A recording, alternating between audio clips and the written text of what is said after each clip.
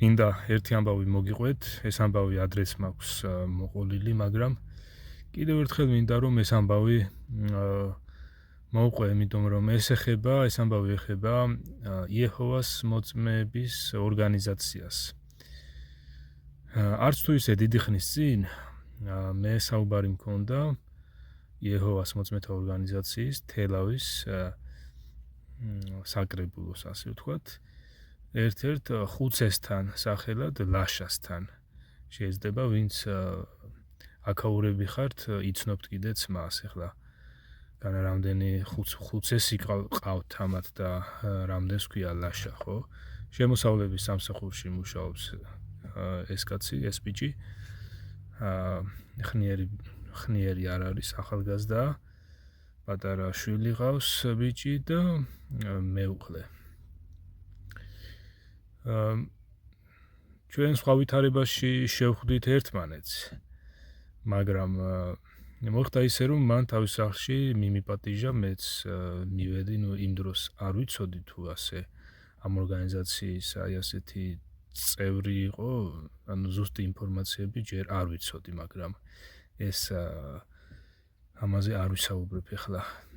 საქმე იმაშია, რომ როდესაც მე და მან ვისაუბრეთ, მისსავე სახლში ვისაუბრეთ, რამდენიმე საათს გაგრძელდა ჩვენი საუბარი. საუბრობდით ღვთის სახელის შესახებ ბიბლიაში მოცემულ ინფორმაციებზე, რომ რეალურად უფალმა იესომ ადამიანებს გამოუცხადა ღვთის სახელი, უფლის სახელი, რომელიც არის იესო.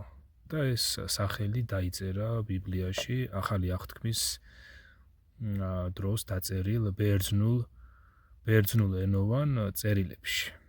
და ბერძნულ ენოვან ორიგინალ ტექსტებში, ახალი აღთქმის დროს დაწერილში, სიტყვა იეჰოვა ან იაჰვე ასეთი სიტყვა არ წერია, არამედ ერთადერთი ღვთის სახელი, რომელიც უფალმა იესომ უქადაგა ადამიანებს თავის მოციქულებს, თავის მოწაფეებს და თავის მოწაფეებსაც უთხრა, რომ ეკადაგნათ ადამიანებისთვის, ეს სახელი იყო თვითონ იესო.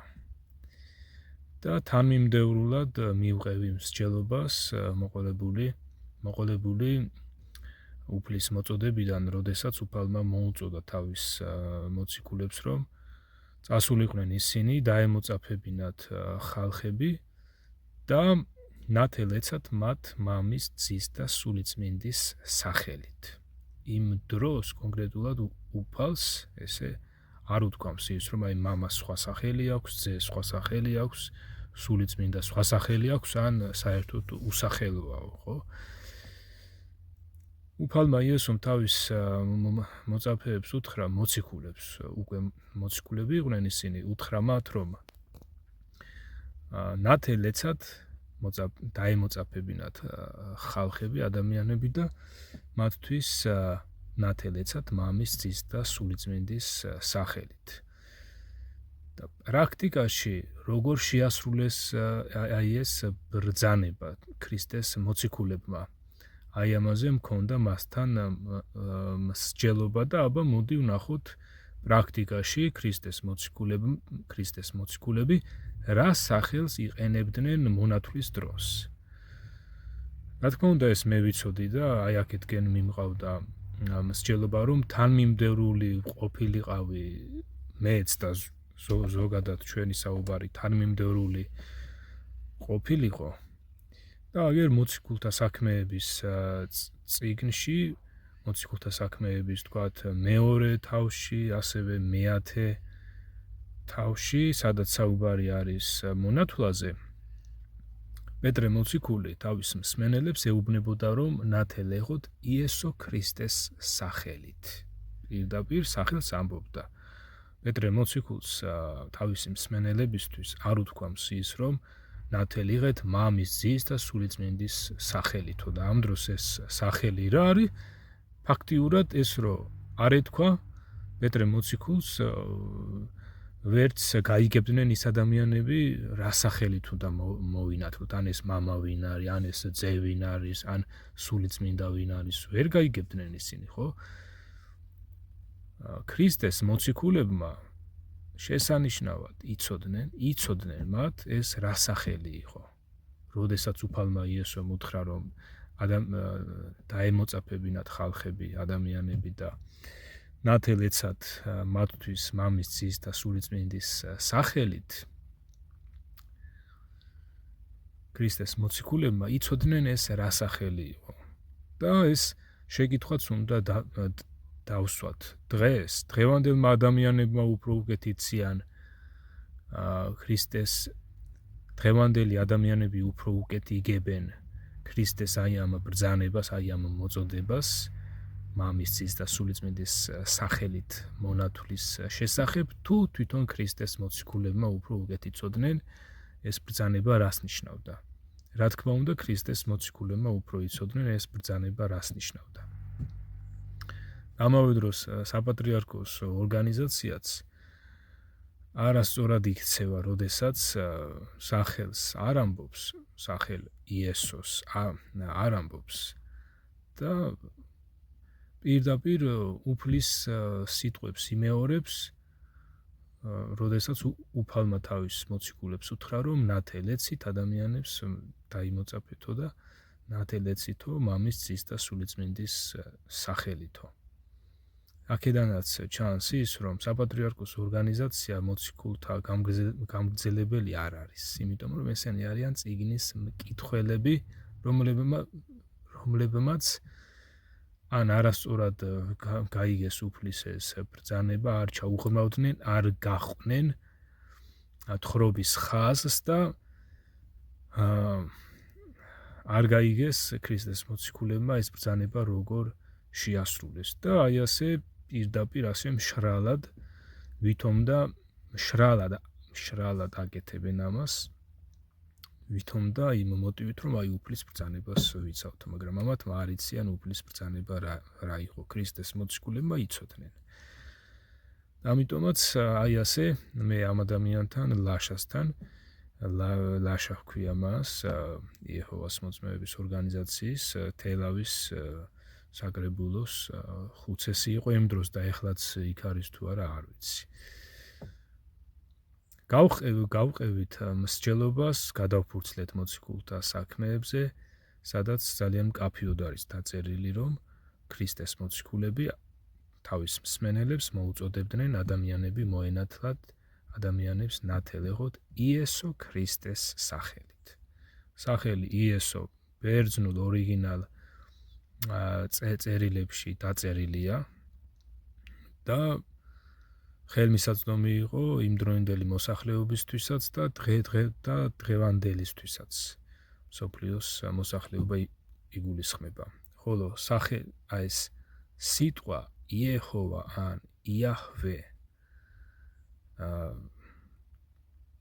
სულიწმინდით აღძრულ ქრისტეს მოციქულებს არ დაუწერიათ ბიბლიის ბერძნულ ენოვან ორიგინალ ტექსტებში. აი ესეც მეტყველებს აი იმაზე, რომ ეს ვითომ ძველი აღთქმის წერილებიდან ვითომ და აღდგენა რომ უნდათ ამ იეჰოვას მოწმეებს, რომ აი იეჰოვა არის ღვთის სახელი და უნდა აღვადგინოთო, ეს არის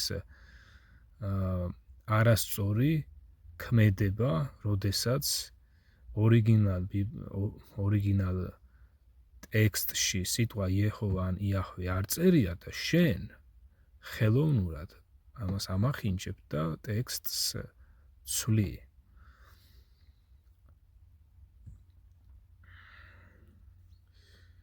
როდესაც მე და ბატონი ლაშა საუბრობდით, საუბრის დროს შევეხე უფლის სახელის მოხმობას. აგერ ჯერ კიდევ ძველი აღთქმის მოქმედების დროს ღვთის წინასწარმეტყველი ამბობდა აი ამას ბოლო დღეებზე, რომ ვინც მოუხმობს უფლის სახელს, ის ცხონდებაო.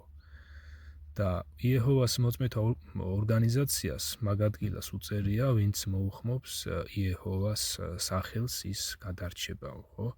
ესე იგი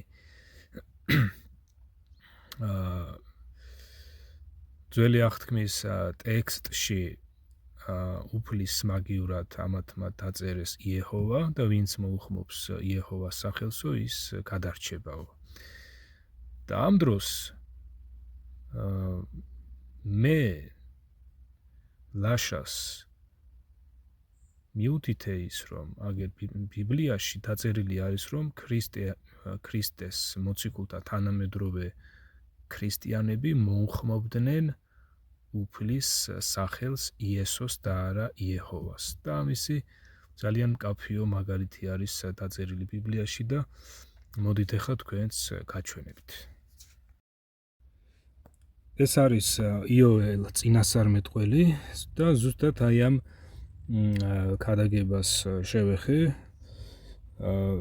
ჩვენს მსჯელობაში და იგივე ეს ქადაგება იოელ წინასწარმეტყველისა გამოიყენა პედრე მოციქულმაც და აი პედრე მოციქულის ქადაგებასაც წაგაკითხებთ აი ამ მონაკვეთს და შემდგომ წაგაკითხებთ ქრისტეს მოციქულთა თანამედროვე ქრისტიანები რა სახელს მოუხმობდნენ.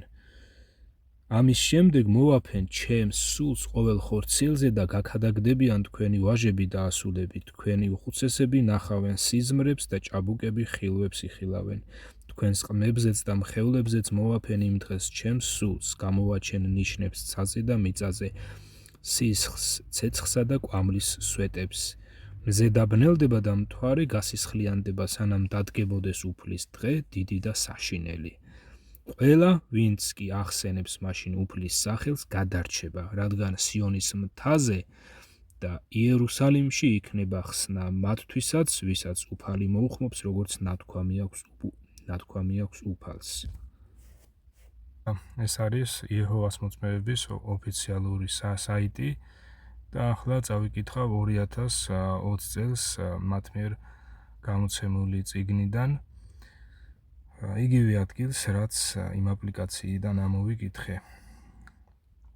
აი აგერ 21 მუხლიდან ამოვიკითხავ. მზე დაბნელდება და მთვარეს სისხლისფერი დაედება იეჰოვას დიდი და შიშის მომგვრელი დღის მოსვლამდე. ყველა, ვინც იეჰოვას სახელს უხმობს, გადარჩება. დააკვირდით ამას აქ უფლის მაგივრად დაწერეს იეჰოვა. ესე იგი ბოლო დღეებში რა იგულისხმება? პედრე მოციქულის ქადაგებიდან შესანიშნავად ჩანს, რომ ქრისტეს აღდგომის შემდეგ იქნება ეს უფლის სანამ უფლის დღე დადგება, სანამ უფლის მოსვლის დღე დადგება, მანამდე, ესე იგი, მანამდე არსებული პერიოდი, როდესაც უფლის სახელის მოხმობა არის დადგენილი იმ ადამიანებისთვის, ვისაც გადარჩენა უნდა, რომ ყველა, ვინც უფლის სახელს მოუხმობს, გადარჩება. და ზუსტად იესო ქრისტეს მოციქულები ქადაგებდნენ სახელ იესოს, უფლის სახელ იესოს და სახელ იესოს მოუხმობდნენ ქრისტეს მოციქულებიც და მათი თანამედროვე ქრისტიანებიც და აი ამას ეხლავე წავიკითხავ ბიბლიაში და თქვენც ყურადღებით იყავით, ყურადღებით მიადევინეთ თვალი. ზუსტად ეს ქადაგება გაიმეორა პედრე მოციქულმა უკვე და ეხლა პედრე მოციქულის ქადაგებას ამოვიკითხავ და შემდგომ იმ მტკიცებულებას ამოვიკითხავ, სადაც დაწერილი არის, რომ ქრისტიანები მოუხმობდნენ სახელ იესოს და არა იეჰოვას. დააკვირდით ამას. მოციქულთა საქმეების მეორე თავში დაწერილი არის, როგორ გადმოვიდა სულიწმინდა ქრისტეს მორწმუნეებზე, აი ამის შესახებ ინფორმაცია დაწერილი არის აქ, მოციქულთა საქმეების მეორე თავში არის ამაზე ინფორმაცია მოცემული და შემდგომ ამისა, როდესაც პეტრე მოციქულმა ქადაგებით მიმართა იქ შეკრებილ ხალხს, უთხრა მათ ასეთი რამ, რომ ესენიო მთვრალები არ არიანო, როგორც თქვენ ფიქრობთო, ვინაიდან დღის მესამე საათიაო, არამედო ეს ითქვა იოველ წინასწარმეტყველის მიერო. აი ზუსტად იოველის სიტყვები გამოიყენა პეტრე მოციქულმა, რომ ეხლა რაც ხდებაო, ეს იოველ წინასწარმეტყველმა უკვე იწინასწარმეტყველაო და იქნება უკანასკნელ დღეებში, ამბობს ღმერთი, მივაფენ ჩემი სულისაგან ყველა ხორცს და იწინასწარმეტყველებენ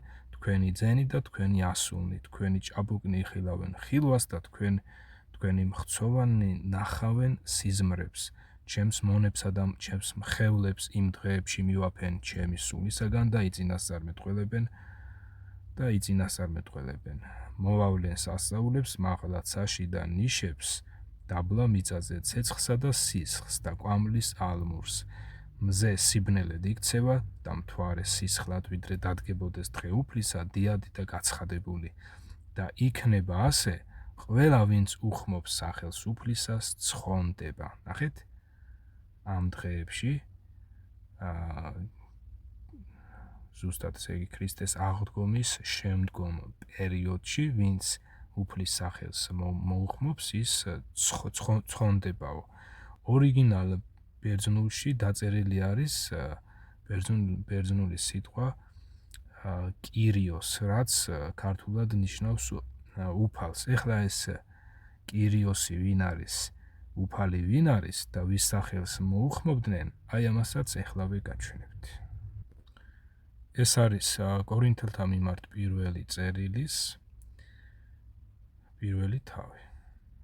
პავლე, ღვთისნებით ხმობილი მოციქული იესო ქრისტესი და სოსთენე ძმა, ღვთის ეკლესიას, რომელიც არის კორინთოში, ქრისტე იესოს მიერ განწმენდილთ და ხმობილ წმინდად, ყველასთან ერთად, ვინც ყველგან მათთან თუ ჩვენთან მოუხმობს ჩვენი უფლის იესო ქრისტეს სახელს. მადლი თქვენდა და მშვიდობა ჩვენი მამა ღმერთისა და უფალ იესო ქრისტეს მიერ.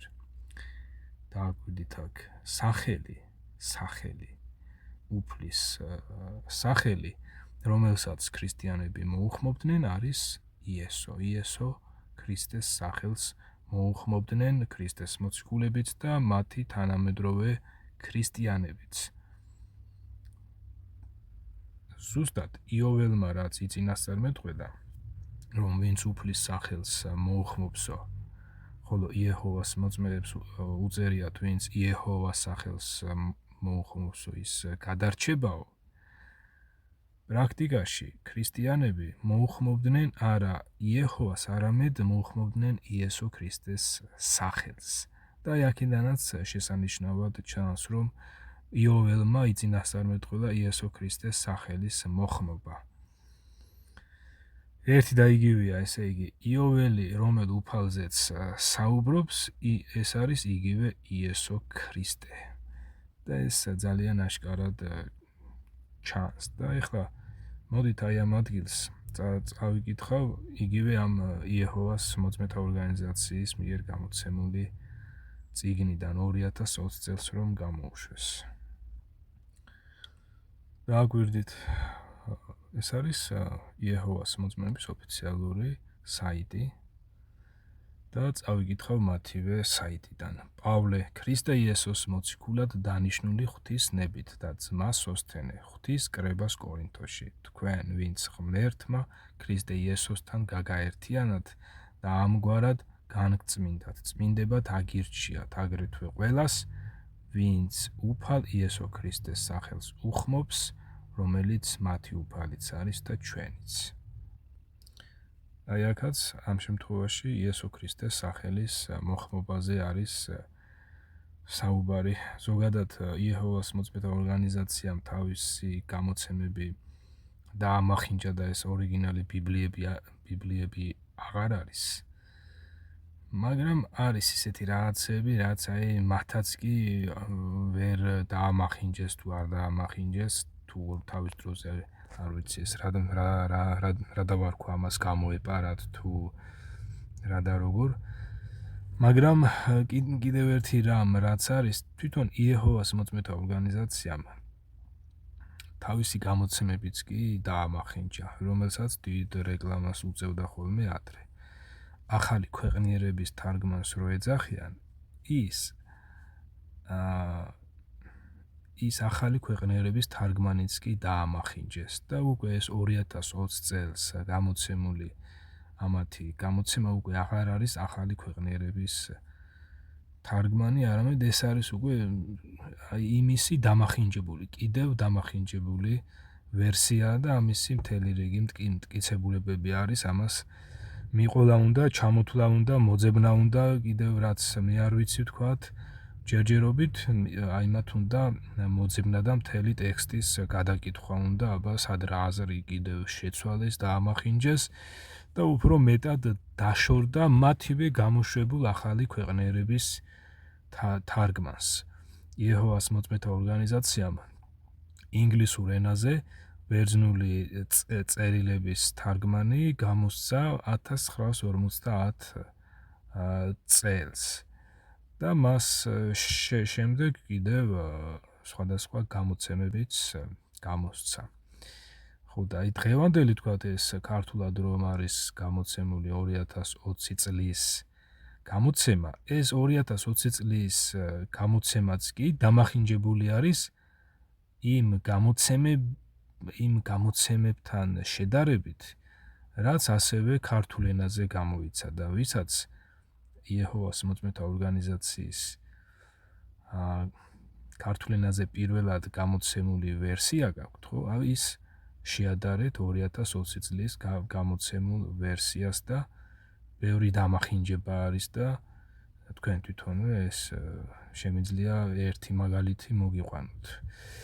და აი ამით ამ თემას ამოვძურავ გადავალ უკვე შეფასებაზე კონკრეტულად რა შედეგი ჰქონდა მე და ლაშას შეხვედრას აი ამაზეც ვისაუბრებ და მოდით აი ამ დამახინჯებას გაჩვენებთ ჯერ.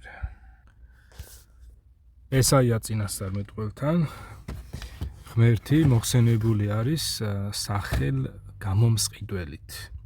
თვითონ სიტყვა გამომსყიდველი ეს არის ღმერთის ერთ-ერთი სახელი.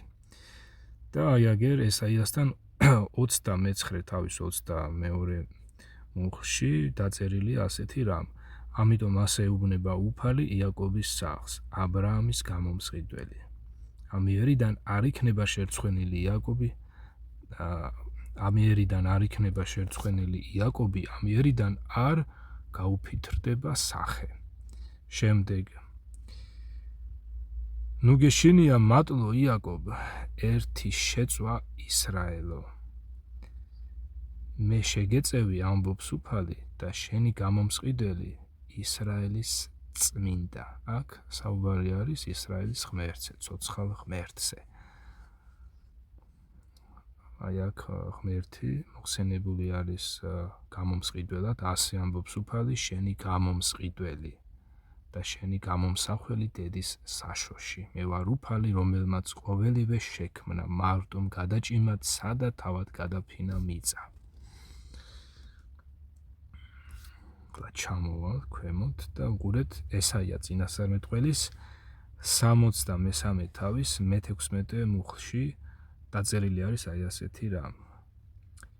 შენ ახარ ჩვენი მამა, აქ ღმერთის მიმართ არის ლაპარაკი, შენ ახარ ჩვენი მამა, რადგან აბრაამმა არ უწყის ჩვენი თავი და ისრაელი არ გვცნობს ჩვენ. შენ, უფალი, ხარ ჩვენი მამა.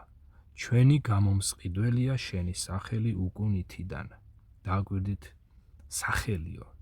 ჩვენი გამომსყიდველი არისო შენი სახელი უკუნითიდანო თუ უკუნისიდან აქ. როგორ უნდა ეწეროს არ ვიცი, იქნება ტექსტის შეცდომა, მაგრამ ახლა ამას არ ჩაუღრმავდები. კონკრეტულად აქ დაწერილი არის აი ასეთი რამ. რომ ჩვენი გამომსყიდველი არისო შენი სახელიო. თვითონ სახელი შენი სახელიო არისო ჩვენი გამომსყიდველიო.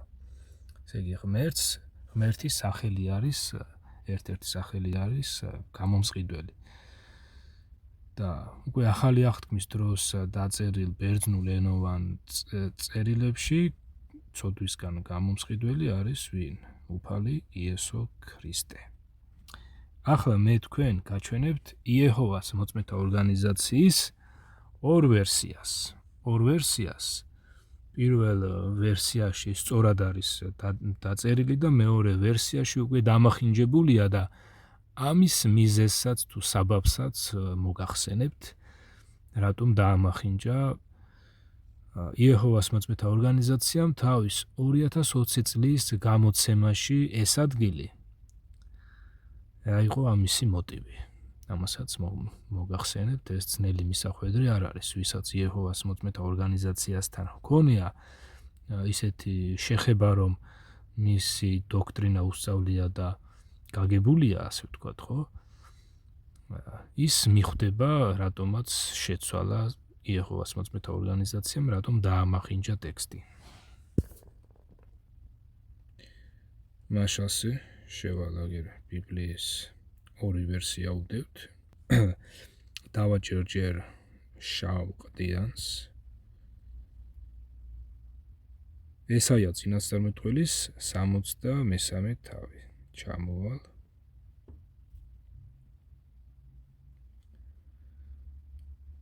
სამოცდამესამე თავი. შევიდეთ. მე-16 მუხლი. ჩამოვიდეთ მე-16 მუხლზე. ხო, წავიკითხოთ. შენ ჩვენი მამა ხარ, თუმცა შეიძლება აბრაამსაც არ ვცნობებოდით და ისრაელსაც არ ვეცანით. შენ იეჰოვა, ჩვენი მამა ხარ. ძველი დროიდან ჩვენი გამომსყიდველი არის შენი სახელი. ყურეთ, სწორად უწერიათ აი ეს, ჩვენი გამომსყიდველი არის შენი სახელიო. ესე იგი აქ ჩანს, რომ ღმერთს მხოლოდ ერთი სახელი არა აქვს. აქამდე იეჰოვას მოწმეები ამბობდნენ ხოლმე, რომ აი ღმერთს მხოლოდ ერთი სახელი აქვს და ეს სახელი არისო იეჰოვაო და მას აქვსო ბევრი სხვა წოდებაო. ბევრი სხვა წოდება აქვსო, მაგრამ სახელი ერთი აქვსო. და როგორც ჩანს, იმ დროს ამ ადგილის დამახინჯება გამოეპარათ და არ დაამახინჯეს. ან გამოეპარათ, ან რაღაცა სხვა მიზეზი ჰქონდათ, რომ ეს ადგილი იმ დროს არ დაამახინჯეს. და სწორად არის აქ დაწერილი, რომ ძველი დროიდან ჩვენი გამომსყიდველი არის შენი სახელი. თვითონ ესე იგი ეს ჩვენი გამომსყიდველი, ეს არის სახელი. მოდით ახლა 2020 წლის გამოცემაში წაგაკითხებთ, როგორ დაამახინჯეს თავისივე ძველი ტექსტი. გამოვალ კიდევ და შევალ, აი აგერ ნაცრისფერ ყდიანში. შევალ. ხო, ესაია, აი აგერ არის ესაია, შევალ 63 თავში. დავაჭერ კიდევ.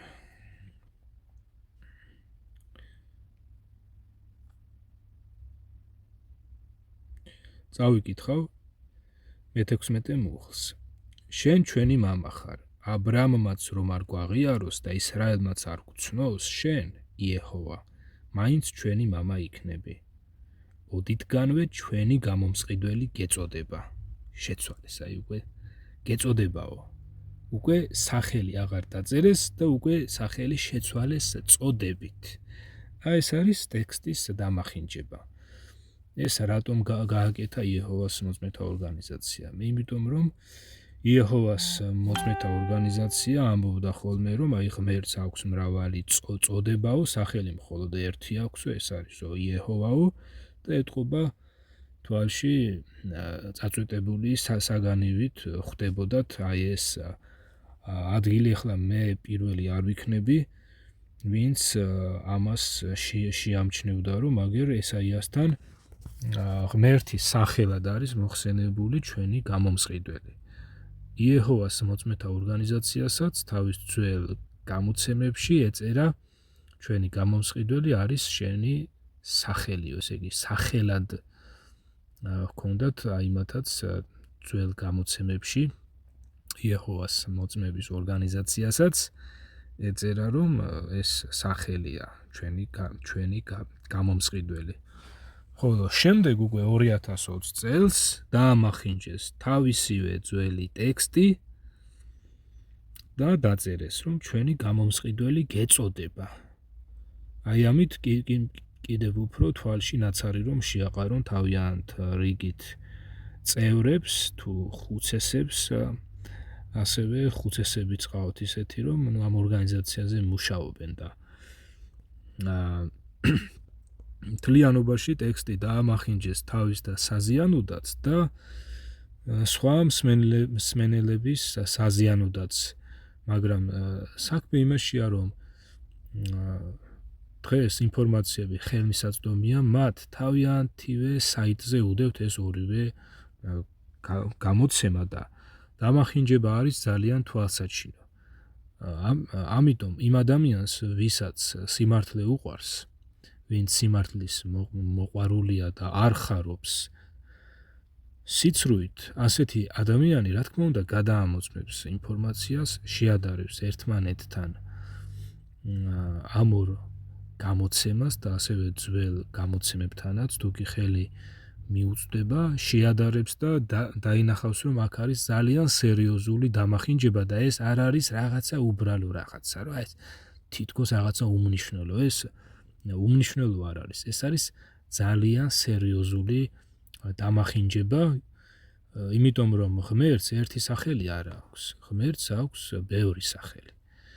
და აქამდე იეჰოვას მოწმეთა ორგანიზაცია ამბობდა, რომ ღმერთს აქვსო ერთი სახელიო და ბევრი წოდებაო. სინამდვილეში ეს ასე არ არის.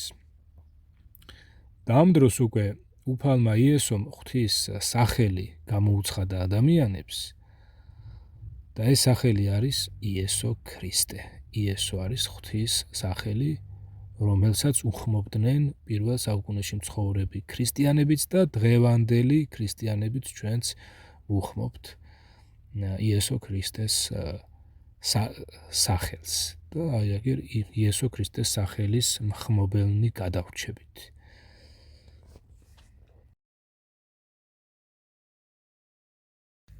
ეხლა მოგიყვებით ბოლოს როგორ დამთავრდა ჩემი და ბატონი ლაშას საუბარი. რამდენიმე საათს გაგრძელდა ჩვენი საუბარი, ეს საუბარი ჩვენ არ ჩაგვიწერია, რომ შემდგომ ვიდეოს სახით ინტერნეტში გამომექვეყნებინა, თუმცა კარგი იქნებოდა, რომ უფრო მეტი ადამიანი მოусმენდა ჩვენს მსჯელობას და მეტი ადამიანი მიიღებდა ამით სარგებელს, მე ასე ვფიქრობ, იმიტომ რომ ეს დახმარება იქნებოდა ერთგვარად, რაღაც დახმარება მაინც შეიძლებოდა ყოფილიყო სხვადასხვა ადამიანებისთვის. მაგრამ ვინაიდან ვიდეო არ ჩამიწერია, არ ჩაგვიწერია მე და ლაშას, აქედან გამომდინარე, გადავწყვიტე, რომ აი ასე ცალკე ვიდეო ჩამეწერა და აი ასე მელაპარაკა, ვინაიდან მე ტყუილს არ ვიძახი ახლა ამ ჩემს ვიდეოში და თუ კი ბატონი ლაშაც მოусმენს ჩემს ვიდეო ჩანაწერს, თვითონაც აგერ შეუძლია გამომეხმაუროს და თუ რამე ტყუილს ვამბობ, აგერ მამხილოს. ამ რამდენიმე საათიანი, არ ვიცი 2 საათ ვისაუბრეთ თუ 2 საათ ნახევარი. საბოლოოდ ჩვენი საუბრის შედეგი იყო ის, რომ მე დავინახე, რომ თითქოს ასე ჩანდა, რომ მთლიანად ლაშამ ფარხმალი დაყარა და გაიგო, რომ ესე იგი ეს სახელი, რომელიც უფალმა იესომ გამოუცხადა ადამიანებს, რომელი სახელით მონათლისკენაც მოუწოდებდა და ამავე დროს რომელი სახელის მოხმობასაც გადაგებდნენ და რომელ სახელსაც მოუხმობდნენ ქრისტეს მოციქულთა თანამედროვე ქრისტიანები, ეს სახელი იყო იესო და არა იეჰოვა და არა იაჰვე. და დავშორდით ჩვენ ძალიან წყნარად, მშვიდად და ლაშა მეკითხებოდა ეს ყველაფერი საიდან ისწავლეო. საიდან ისწავლეო და მე ვუთხარი რომ ბიბლიიდან ვისწავლე, ბიბლია არის და აქედან უნდა ისწავლო, აბა ვინ უნდა გასწავლოს ეს, ხო? ხო და მე ესეთი შთაბეჭდილება დამრჩა რომ ლაშამ ყველაფერი შესანიშნავად გაიგო და აღარ აპირებდა იმ ძველ იმაში დაბრუნებას, ასე ვთქვათ, ძველ თავის ყოფაში დაბრუნებას. მაგრამ გავიდა გარკვეული დრო, რაღაც დრო გავიდა, ლაშას დაურეკე და აბსოლუტურად სხვანაირი მდგომარეობა დამხვდა, შეცვლილი ლაშა, რომელიც დიდგულზე ლაპარაკობდა ისევ დიდგულზე და ეს არის იეჰოვას მოწმეთა ორგანიზაციის წევრების ერთ-ერთი პრობლემა, რომ ისინი რომლებიც არ აღიარებენ იმას, რომ ადრე შეცდნენ, ასე ვთქვათ, და რაღაცის გამო სიცრუეში იმყოფებოდნენ, არ ვიცი ეს შეგნებულად თუ შეუგნებლად, მაგრამ ვინც არ აღიარებს იმას, რომ იეჰოვას მოწმეთა ორგანიზაციამ დაამახინჯა ტექსტი, რომ იეჰოვას მოწმეთა ორგანიზაცია სხვადასხვა სწავლებებს არასწორად ასწავლის, ვინც ფაქტებს ღვთის წერილიდან მოხმობილ ფაქტებს არ აღიარებს და მაინც მიუხედავად ამისა, რომ ფაქტები არის მაინც სიცრუეში რჩება, ეს არის ამ ადამიანების დიდი პრობლემა, რაც მათვე დააზარალებს. იმიტომ რომ საბოლოოდ ადამიანი, რომელიც სიცრუეს მხარს უჭერს, ეს თვითონ ამ ადამიანისთვისვე იქნება დამაზარალებელი, თუ კი ის ამაში დარჩება და თუ კი არ მოინანიებს და იესო ქრისტეს და მის სწავლებას ისე არ ირწმუნებს, როგორც ქრისტეს წმინდა ბიბლიაში არის დაწერილი. ეს ინფორმაციები მინდოდა თქვენთვის რაც შეიძლება მეტი ადამიანისთვის გამეზიარებინა, იქნებ თქვენთვის აღმოჩნდეს ეს ბიძგი იმისა, რომ ვისაც ჯერ ბიბლია არ წაგიკითხავთ, წაიკითხოთ, ან ვისაც აქამდე გეგონათ, რომ ეს იეჰოვას მოწმეთა ორგანიზაცია სწორს ლაპარაკობდა და ძალიან ისეთები არიან, რა ქვია, კანონ მორჩილები, ამისი წევრები და არიგინებიან და ერთმანეთთან რაღაცა თბილი ურთიერთობები აქვთ. ამის იქით უნდა გაიხედოთ და თვითონ ამ ორგანიზაციის წევრებმაც ამის იქით უნდა გაიხედონ, ვინაიდან ცდილობიანად მოქცევა და ასე ვთქვათ, კანონ მორჩილი მოქალაქეობა არ არის უპირველესი. ესეც, რა თქმა უნდა, ქრისტიანის დამახასიათებელი თვისება უნდა იყოს, არ უნდა იგინებოდეს, არ უნდა მემთვრალეობდეს, სხვადასხვა სიბილწეებში არ უნდა მონაწილეობდეს, კრიმინალში არ უნდა მონაწილეობდეს, კი ბატონო, მაგრამ უპირველესი არის სწორ ღვთისაგან მოწვდილ სწავლებას უნდა ისრუტავდეს და სწორი სწავლება უნდა სჯეროდეს, სწორ სწავლებას უნდა მისდევდეს. ჯერ ეს არის თორე, მაგრამ უფალი, რომელიც სხვადასხვა რელიგიური მიმდევრობის ადამიანებთან სხვადასხვა რელიგიური მიმდინარეობის ადამიანებს ელაპარაკებოდა, მათ შორის იყვნენ ეგრეთ წოდებული სადუკეველებიც, რომლებიც მკვდრეთით აღდგომას არ აღიარებდნენ. მაგრამ ეხლა ის სადუკეველები როგორი ზნის ადამიანები იყვნენ, თქვათ, იგინებოდნენ, არ იგინებოდნენ, ილანძღებოდნენ, არ ილანძღებოდნენ, მემთვრალეობდნენ, არ მემთვრალეობდნენ. ეს უკვე ძალკე მეორე ხარისხოვანი საკითხია, რაც, რა თქმა უნდა,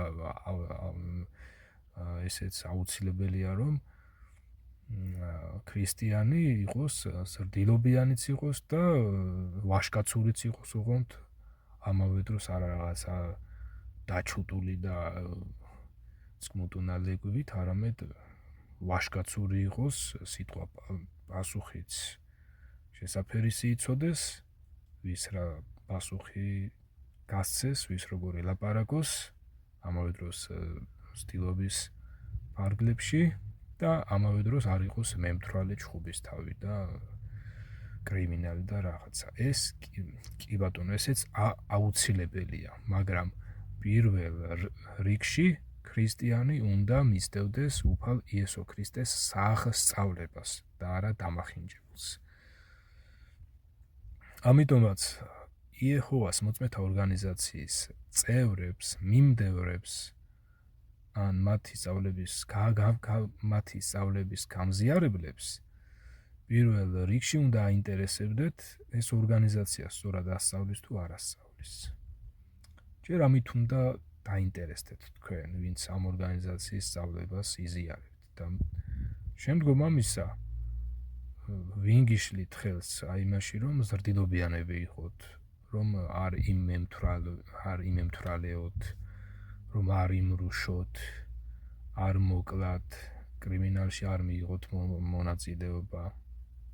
ვინ გიშლით ამაში ხელს, ვინ გიშლით?